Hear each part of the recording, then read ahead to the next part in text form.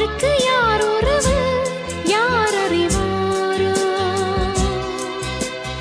என் பெயரில் உன் பெயரை இயற்கையும் எழுதியதோ?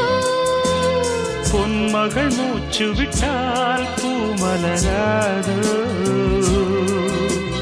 பூமகளின் வாய்மொழியே பூஜைக்கு வேதங்களோ? கல்லூரி வாழ்க்கையில் காதல் ஏன் வந்தது? ஆகாயம் எங்கிலும் நீலம் யார் தந்தது?